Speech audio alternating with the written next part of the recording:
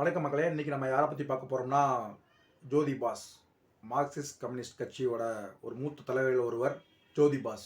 ஜோதிந்திர pass தான் அவரோட முழு பெயர். அவங்க அப்பா பேர் நிசிகாந்த் பாஸ். அவங்க அம்மா பேர் ஏமலதா. அவங்க அப்பா வந்து ஒரு டாக்டரு. வங்காளதேசத்தில் ஒரு டாக்கா தலைநகரத்தில் ஒரு சிற்றூரில் வந்து டாக்டரை பணிபுரிகிறாரு. இவர் எப்போ பிறக்கிறாருன்னா 8 ஜூலை 1914 அன்றைக்கி தான் பிறக்கிறாரு. அவங்க அம்மா வந்து ஒரு லிட்ரேச்சர் இலக்கியவாதி. அவங்க அப்பா வந்து ஒரு டாக்டர். ஸோ இவர் வந்து இவங்க அப்பா ஸ்கூலில் சேர்க்க போகிறதா ஜோதிந்திர பாஸ்ன்ற பேரை வந்து ஜோதி பாஸ்ன்ற இதில் வந்து சேர்க்குறாரு. இவர் பள்ளி படிப்பு முடிக்கிறாரு. அப்புறம் பாசு இந்து கலைக்கல்லூரியில் வந்து ஆங்கிலத்தில் இளங்கலை பட்டம் வாங்குறாரு. இளங்கலை பட்டம் வாங்கின பிறகும் 1935 அன்னைக்கு இங்கிலாந்தில் போய் சட்டம் படிக்க இங்கிலாந்துக்கு போகிறாரு. அங்கே 5 வருஷம் சட்டப்படிப்பு முடிச்சுட்டு அப்பயே அங்கே இருக்க இங்கிலாந்தில் நடைபெற பொதுவுடை கட்சி, அதாவது கம்யூனிஸ்ட் ரிலேட்டடாக பார்ட்டிஸில் அவருக்கு இன்ட்ரெஸ்ட் வருது.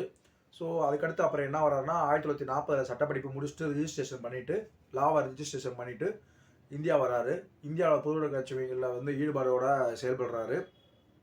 செயல்பட்டோடனே 1946 வங்காளதேசத்தில் சட்டமன்ற உறுப்பினராக தேர்ந்தெடுக்கப்படுறாரு. 46 இவர் வந்து அரசியல் ஆர்வம் காட்டுறது வந்து அவங்க வீட்டில் அவங்க உறவினர்களுக்கும் சரி அவங்க அம்மா அப்பாவுக்கும் பிடிக்கல. பட் அவர் வந்து ஒரு பொதுவுடை கட்சியில் வந்து தன்னை அர்ப்பணிச்சுக்கிட்டாரு ஜோதி பாஸ். ஸோ ஒரு லீடர்ஷிப்பில் முக்கியமான ஒருத்தர்னு சொல்லலாம் கம்யூனிஸ்ட் கட்சிஸில். ஸோ 1964 வந்து கம்யூனிஸ்ட் கட்சி 2ஆக பிரியுது. இந்திய கம்யூனிஸ்ட் கட்சி, மார்க்சிஸ்ட் கம்யூனிஸ்ட் கட்சின்னு சொல்லிட்டு.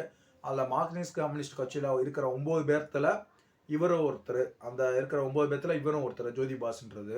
இவர் வந்து வங்காளதேசத்தில் 2009 கணக்கும்படி 1977 இருந்து 2000 வரைக்கும் இருந்த நெடுநாள் முதலமைச்சர், அதாவது நெடுங்காலமாக முதலமைச்சராக இருந்தவர் ஜோதி பாஸ். ஸோ அந்தளவுக்கு அவர் வந்து அந்த வங்காளதேசத்தில் மக்கள் அவர் பேர் போனவர்.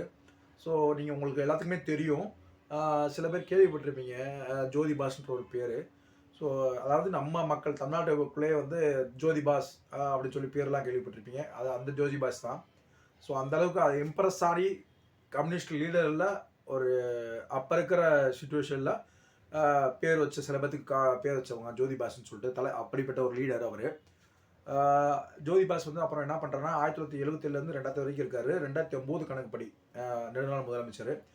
அதுக்கடுத்து இவர் வந்து 2000 உடல்நிலை சரியில்லாதனால பதவி விலகிக்கிறாரு. அவங்க கட்சியிலே ரொம்ப வருஷம் இருந்தவரும் அவர் தான், உறுப்பினராக இருந்தவரும். பதவி விலகின அப்புறம் 2010 ஜனவரி 1 வந்து அங்கே கொல்கத்தா அரசு மருத்துவமனையில் அவர் சேர்க்கப்படுறாரு. அவர் உடல்நிலை ரொம்ப இதாகுதுனால ஜனவரி 1 சேர்க்குறாங்க. 17 வந்து அவர் உயிர் பிரியுது. அவர் விருப்பப்படியே அவர் உடலை வந்து கொல்கத்தா அரசு மருத்துவமனைக்கே கொடுத்துட்டாங்க. இப்படி ஒரு முதலமைச்சர் நீங்கள் எங்கேயாச்சும் பார்த்துருப்பீங்களா? கம்யூனிஸ்ட் கட்சியில் அந்த காலத்தில் அப்படி ஒரு முதலமைச்சர் இருந்திருக்காரு. ஸோ ஜோதி பாஸ் பொறுத்த வரைக்கும் என்ன சொல்கிறது, ஒரு நேர்மையோட இதாக தான் இருந்திருக்காரு. பல தவறுகள் இருக்கலாம் அவர் ஆட்சியில், அது எல்லா இடத்துலையும் இருக்கிறது தான். சில லீடர்ஷிப்ன்றது வந்து எல்லா கட்சியிலும் தலைவர்கள் வந்துக்கிட்டு தான் இருக்காங்க. சில பேர் மட்டும்தான் விதிவிலக்காக நம்மளுக்கு தென்படுறாங்க, வரலாற்றிலும் இடம் முடிகிறாங்க. ஸோ இதுதான் நம்ம மார்க்சிஸ்ட் கம்யூனிஸ்ட் தலைவர்கள் ஒருத்தரான ஜோதி பாஸோட லைஃப் ஸ்டோரி.